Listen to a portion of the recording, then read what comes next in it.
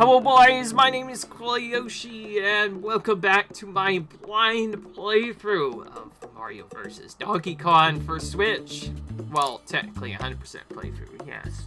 In our last video, we left off in the very elusive, well, whatever. We finished Merry Mini Land Plus.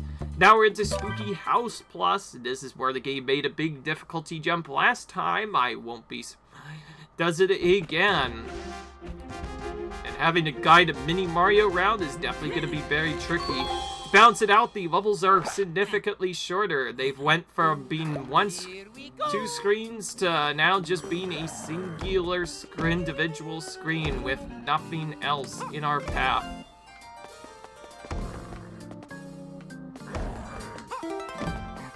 So they're actually pretty easy to get through as a result. The tricky part is the fact that you have to get Mario to survive and Mini Mario to survive at the same time. If either of them die, they lose a life. Okay, we can't, we just have to rejoin Mini Mario. We can't jump on the thing. I also found out a little bit later that apparently Mini Mario's face, his literal face, is a platform that you can use. So that can actually assist us with some of the mechanics. Also mess us up. Also, it's quite interesting that the bombs have like a different face that they flip to. They initially go somewhat mad, real angry, and then and when they flip to their iconic face, they fall down.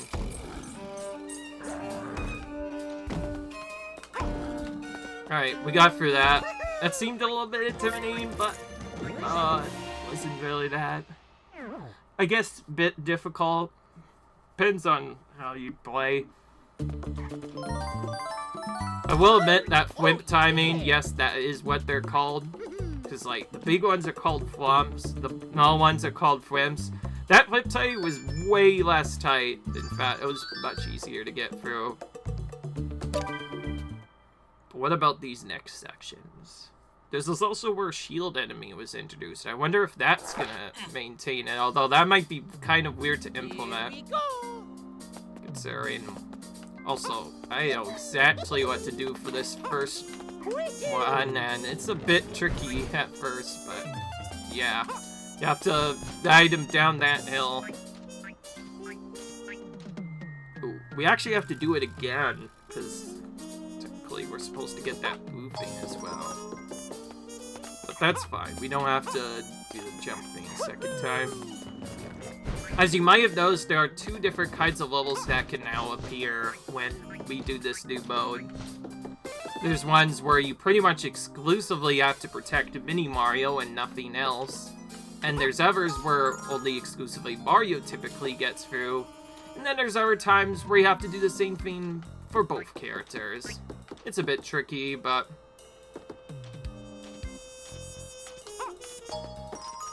tricky, but it is doable with the right timing. Okay, I'm actually retrying early because I know that that's probably going to lead to a death. Kind of messed up how we're supposed to do this.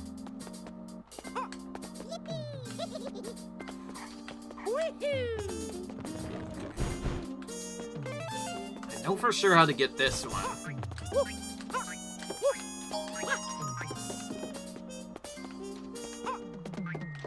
I just realized I could change this to yellow, right?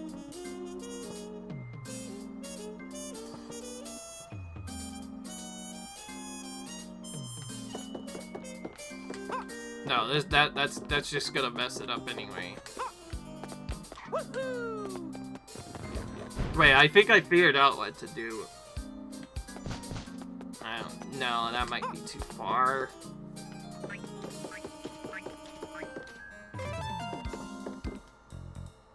Oh wait, no. I know exactly how to get that chest now. I just realized how you're supposed to do it. And it's kind of a weird trick. There we go. That is actually probably the trickiest part of the whole level there. Escape this loop. Oh, actually, no, wait. There's an easy way to escape it. If we do it this way, we can get a 1-up. Nice! Nice 1-up there.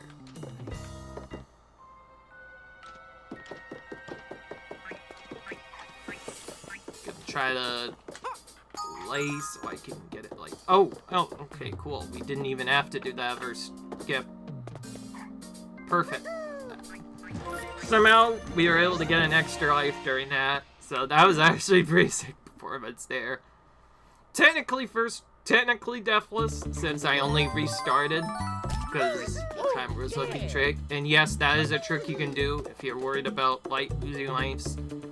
If you restart, it's faster than watching Mario die, and on top of that, it doesn't cost you a life, so you can do it as many times as you want. It's a pretty cool mechanic. Here we go. Now this is gonna be a bit more interesting. Don't these things like vanish? Yeah, I was about to say, yeah. These things vanish, so this is gonna be a bit tricky.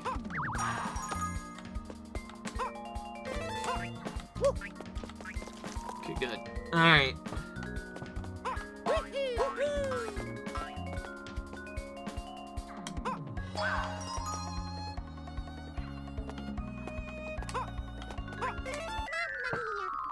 That's weird. Admitting Mario didn't even make it, but it wouldn't have mattered because it was about to die just now anyway.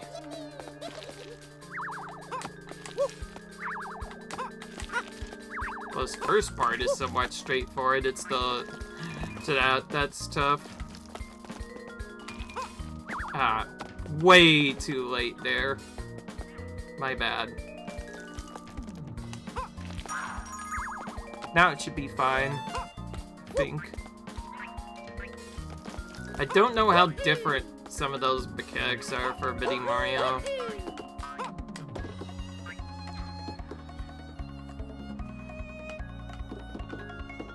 So we need to get that at a specific height that allows both of them to cross. Don't think that's the height. We're gonna have to try again.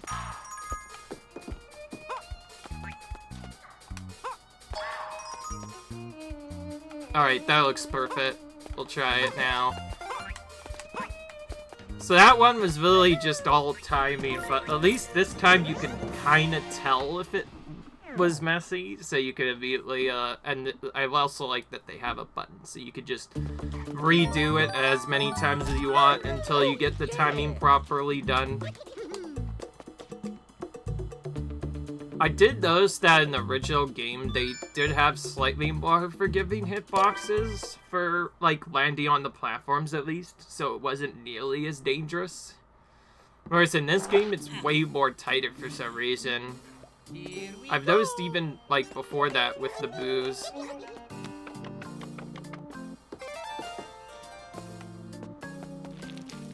Does this just kill him? No, it does not.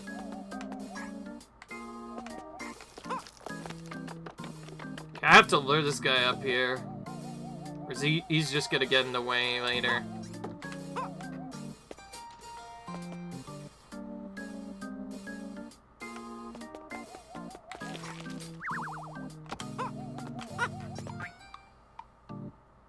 Three, 2, 1, go.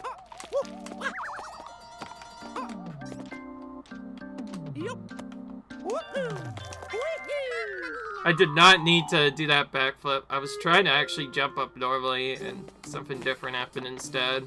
I don't even know I have to lure this boo. I could just wait and not have to wait.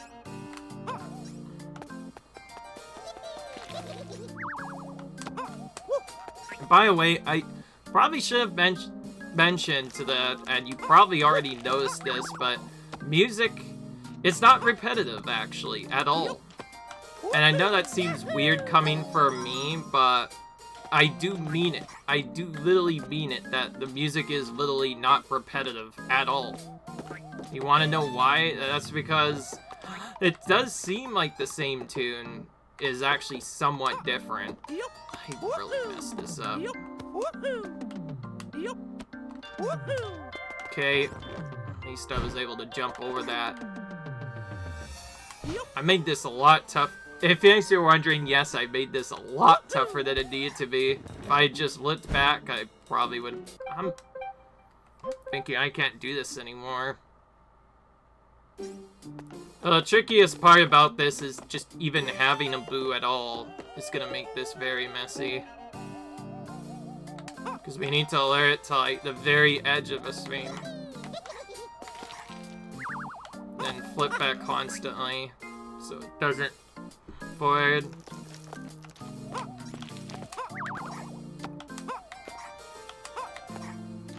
Yup.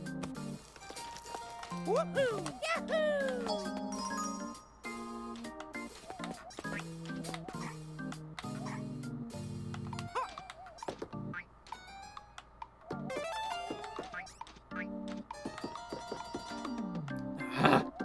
Come on, man.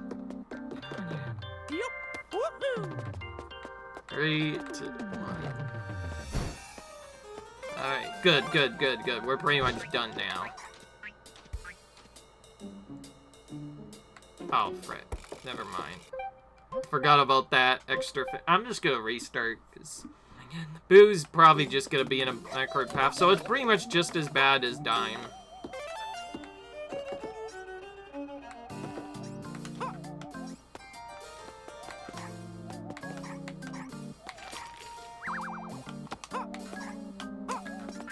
So this seems to be the strat, just jump a little bit, boo. Jump a little bit, boo. It's a very awkward pattern, but we have to keep this up.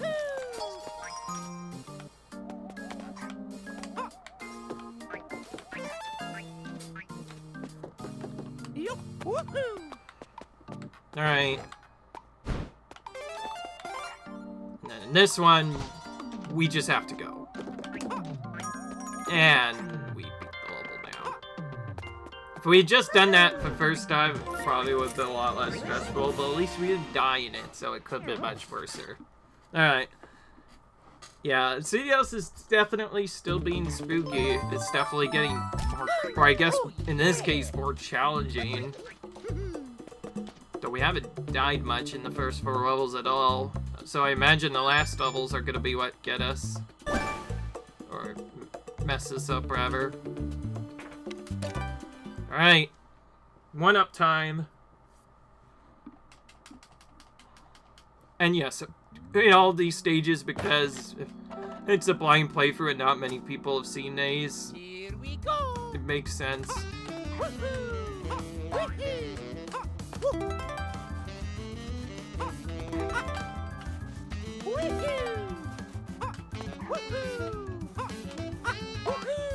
Okay, the tricky part is getting this key here. No, not anymore. We got it pretty quickly. Only tricky part is just getting the key itself. So close to 99 lives. We'll get there eventually. I promise by the end of this playthrough, we probably will have 99 lives just playing for the game normally.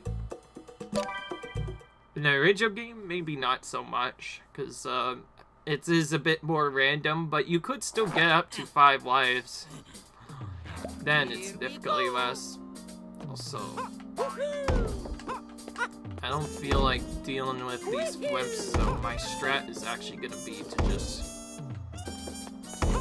get these things right off the bat.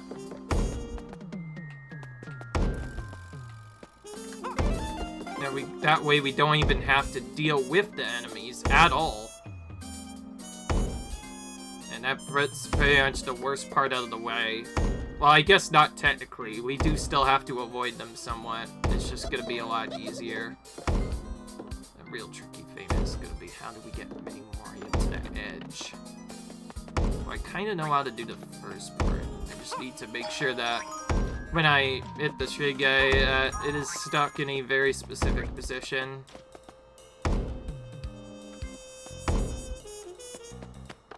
Also, I can just go up here, so I'm gonna do that.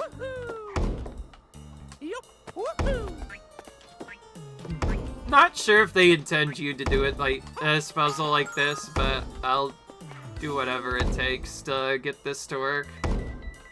Now we just start the red here, and yeah, we should be fine now.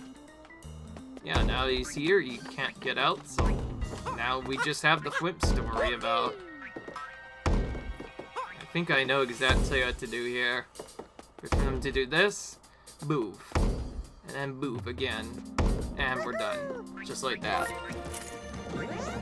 The only reason I went up top first is because I wanted to make sure I got the presents first before I did the mini Mario fade, just because that way I don't have to deal with them later.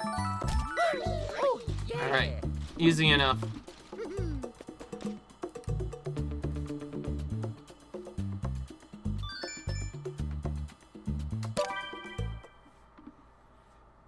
Blue Shy Guy means there's multiple of these Shy Guys, probably.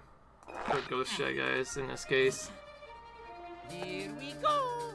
Ooh, this is trickier. Look at this first part, dude. Yup. Mamma mia. Flipped way too early. I'm actually trying to get that one up, yes. It seems silly, but it is the thing that I want to get. This seems very similar to my other thing that we did before.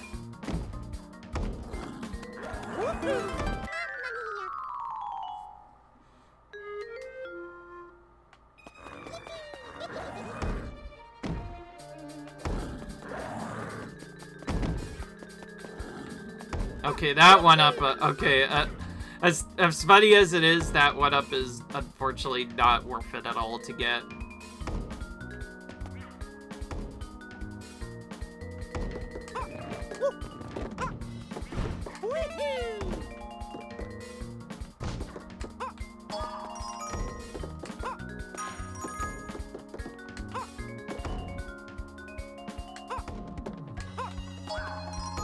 Not good.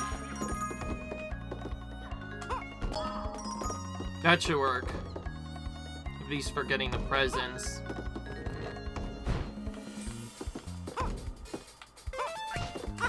I tried to jump back. I knew that was gonna be a problem as soon as I went there incorrectly. That's annoying because we have to deal with the flump part again. That time it didn't work at all. Alright.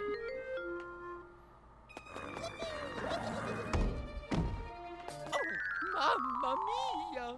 So even just getting past this part is the tricky part.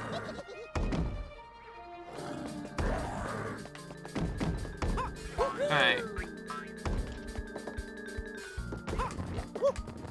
Getting started is the hardest part of this whole level, it seems.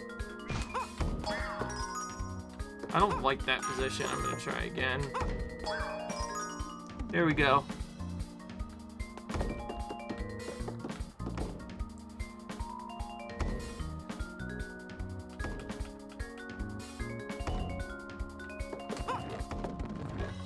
Oh, come on. I did the fun thing again.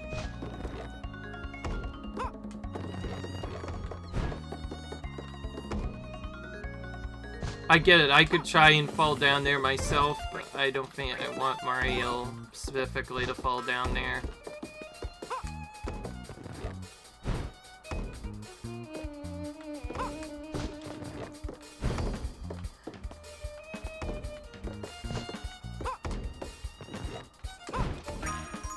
Perfect. This was a bit of a tricky timing, but at least that time we nailed it on the first try. It could have been much worse. Of course, the delay of the jump could definitely mess you up, but it seems going fast enough. It's just fine. And just like that, we're almost done with Spooky House. So yeah, it was a bit tricky, but compared to the other worlds we've done, especially Fireland, it's been significantly easier for some reason.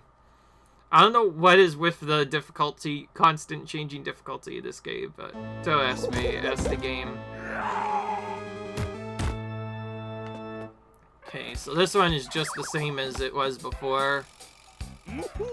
Only one Shy Guy is normal. Others are ghosts. Thankfully, we can exploit a trick just like we did the first time we fought this. So you might have noticed, yes, they cannot go to the edge of the screen at all. That means if you try to go there, as long as there's not a right next to you, it's actually pretty easy to set up for consistent timing.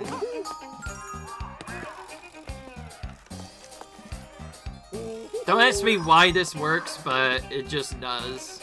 And yes, this is a semi-cheese. It's not a perfect cheese, it's the Shy-Eyed Kid sometimes be in your route anyway.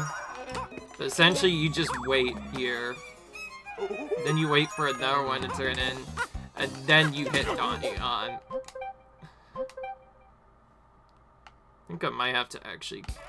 What if I tried going like this instead? This might actually be easier. Yeah. Yeah, especially since now we're fast enough. We can get a second hit on him. Oh, jeez, he moved really fast all of a sudden. I don't know what changed, but... Oh yeah, that's right. I forgot. When I am molding an enemy, I keep forgetting. When I am holding an enemy, I cannot be damaged. It's a weird, strange philosophy, but just don't ask me. Ask the game. Does it make sense that having an enemy stay like that?